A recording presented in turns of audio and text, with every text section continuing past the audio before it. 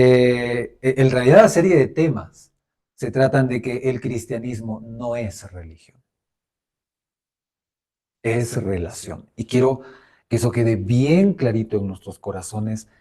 ¿Por qué?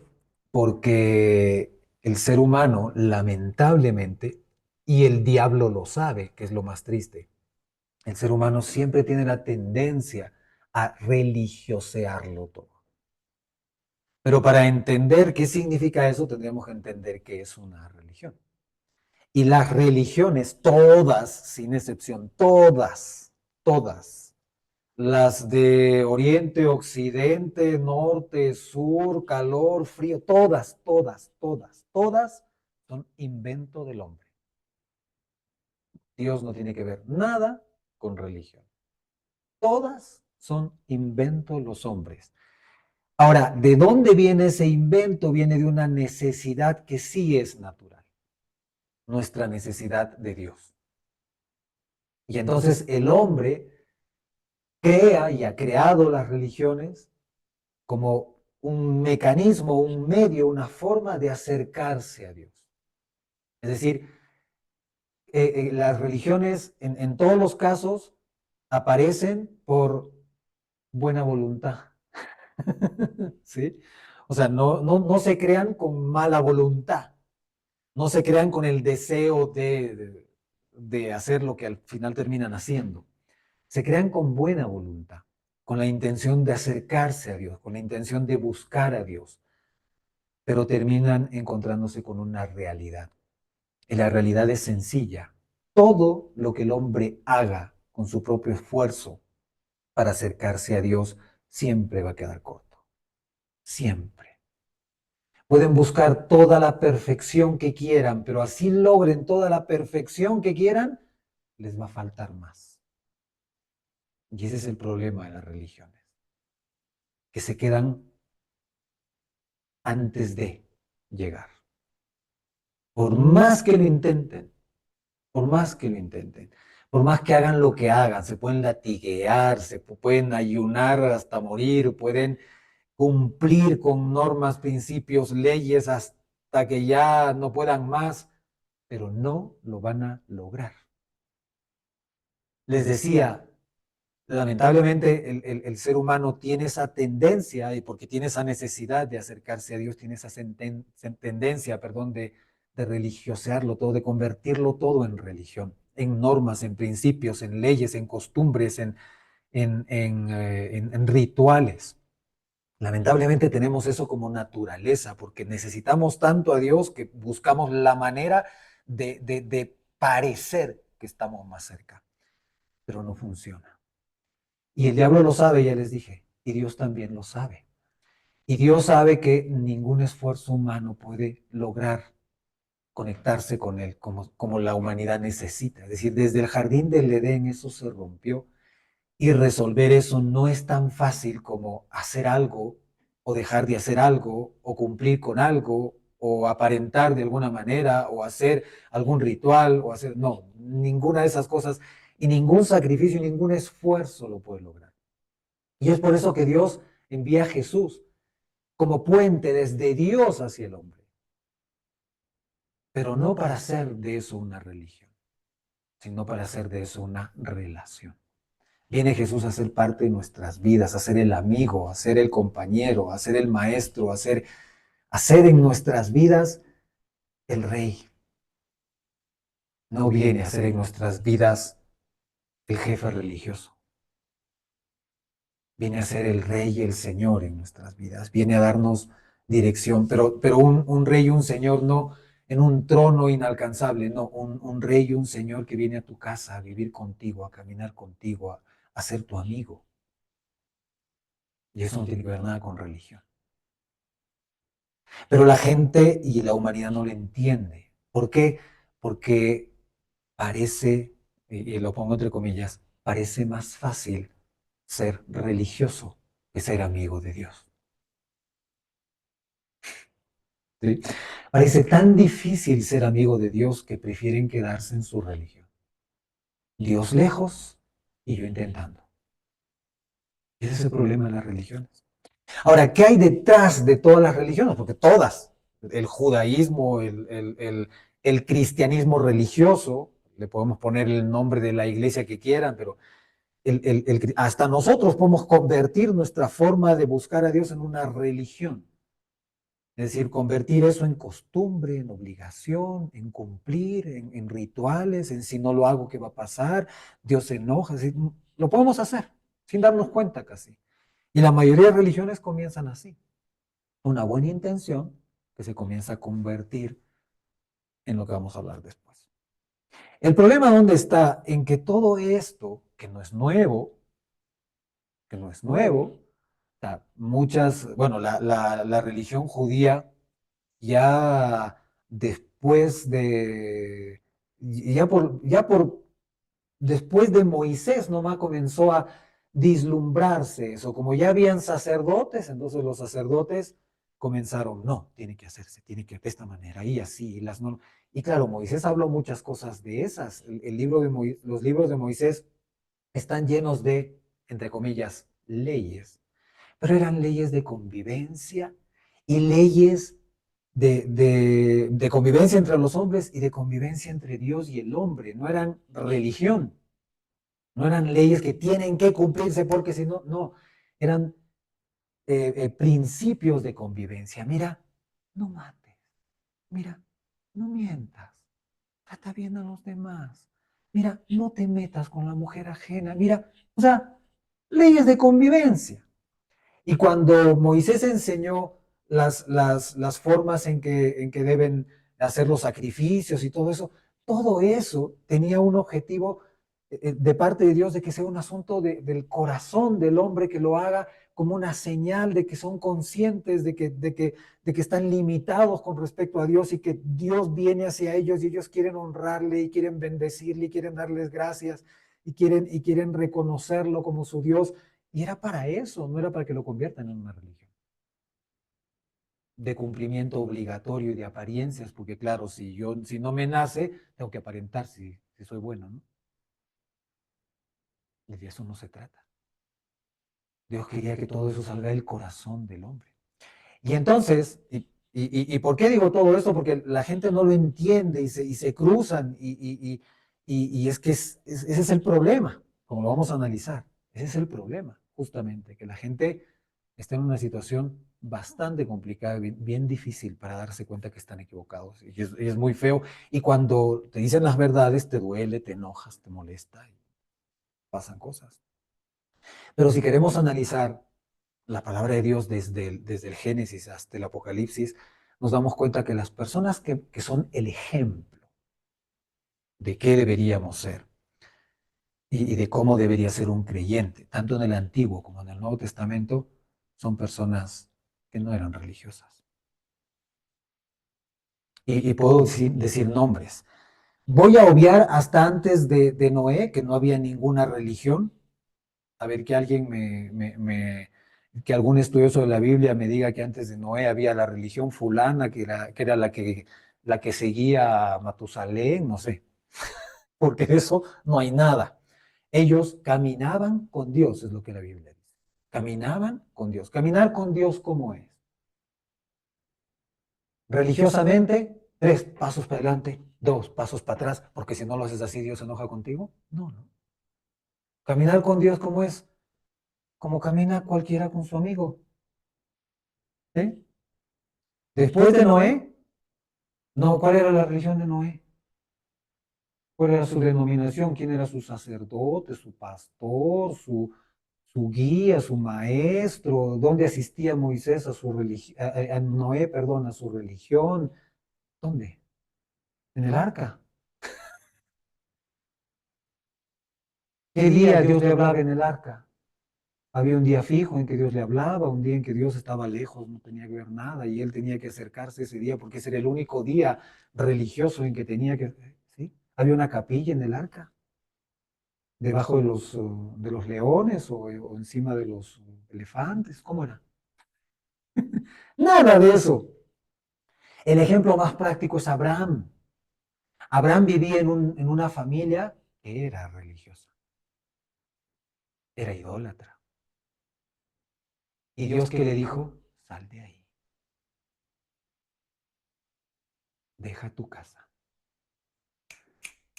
Sal de ahí, papito. ¿Qué haces ahí? Creyendo cosas que no son. Sal de ahí. Yo te voy a enseñar por dónde caminar y a dónde ir. Y Abraham comenzó a caminar con Dios. No se fue a buscar, ay, voy a buscar un sacerdote, un pastor que me diga qué hacer. No, él y Dios, el amigo de Dios, siempre fue ese el plan de Dios para la humanidad, que cada ser humano se vuelva su amigo. Y la religión está ahí de más. El otro ejemplo, ¿cuál era? Bueno, el caso de Moisés es un asunto que se podría analizar un poco más porque fue enseñado en Egipto. La religión egipcia, y la religión egipcia era la religión de la época, ellos tenían sus estatuas y hacían procesiones y un montón de cosas que desde allí hasta ahora se hacen. Y Moisés fue enseñado en eso. Pero ¿y qué hizo Dios? Lo sacó de Egipto primero, 40 años, a pastorear ovejas, ni siquiera propias del suegro, ¿sí? A pastorear ovejas. Ovejas no humanas, ¿no? Como ahora hacen muchos pastores, sino ovejas que hacen me, o ve, o como queramos decir, y eran del suegro.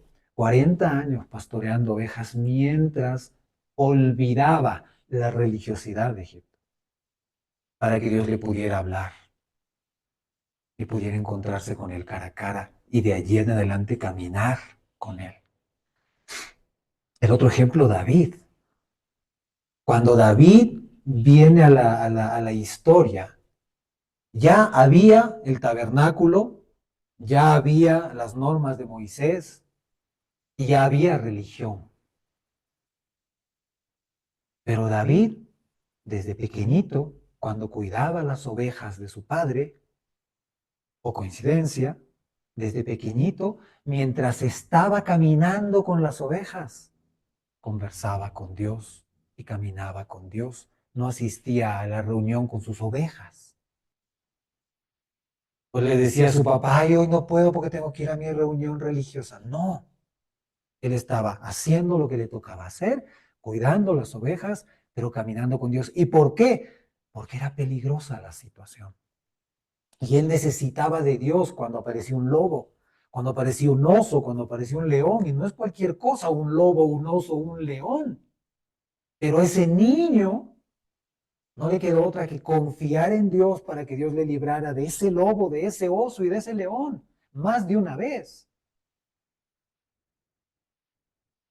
A la hora que estás frente al oso, al lobo y al león y con las ovejas que tienes que cuidar, ¿de qué te sirve la religión? ¿Dónde está el sacerdote? ¿Dónde está el ritual? ¿Dónde está la costumbre, la ceremonia? A ver, mientras te va a atacar un oso, haz la ceremonia. A ver si el oso es más lento que tu ceremonia. No tiene ningún sentido. No tiene ningún sentido. Rézate la oración de 2 horas para que se vaya el oso. A los 15 minutos ya te fuiste tú. O mejor dicho, ya te metió el oso ya te despedazó el oso. Es que es así. David es el ejemplo, habiendo religión, de que él no era religioso. Al punto que cuando tuvo hambre, sí era amigo de los sacerdotes, sí. Cuando tuvo hambre con su gente mientras huía de Saúl, y toda su gente tenía hambre, le toca la puerta a su amigo sacerdote.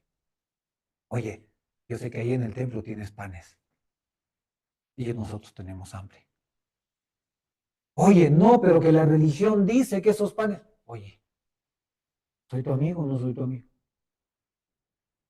Imagínate el David religioso pidiendo que le den de comer del pan que era de los sacerdotes y que no lo podían comer así nomás, era todo un ritual religioso, un momento especial, un asunto especial. Y le dice, oye, amiguito sacerdote, tengo hambre y aquí estoy con mi gente, también tienen hambre, tú tienes panes, de eso estoy seguro. Y quebrantando las normas religiosas, este amigo de David les permite comer de los panes que no estaban permitidos para cualquier persona, ni siquiera para el rey, y él todavía no era rey, estaba siendo perseguido por el rey Saúl. Bueno, ya era rey ungido delante de Dios, pero todavía no era el rey en la práctica delante del pueblo. Y este sacerdote le da los panes. Porque muy parecido a Jesús, que el día de reposo hacía exactamente lo que los sacerdotes decían que no se debe hacer. Y David lo hizo con los panes. Y este sacerdote, amigo de él, no vio ningún problema, porque sabía que David no era ningún necio y que por no ser religioso no creía en Dios. No, ese sacerdote sabía que David era un creyente, que estaba por encima hasta de repente del mismo, que estaba más cerca de Dios que él mismo probablemente. Y por eso le dio los panes. El otro ejemplo, después de Jesús, Saulo de Tarso, religioso, religioso. Religioso al punto de pensar que matando a los cristianos honraba a Dios, religiosamente hablando. Y con sus cartas de todas las autoridades religiosas le daban autoridad para que vaya y ponga en prisión a todos los cristianos y torture a los que pueda y mate a los que pueda. Porque su religión se lo mandaba. ¿Y qué hizo Dios? Lo sacó de ahí. Lo sacó de Jerusalén y le dijo, ven por acá, vamos a Tarso. Sí, vamos. Y en el camino, ¡plum! ¿Qué pasa contigo? Cara a cara. ¿A quién estás persiguiendo?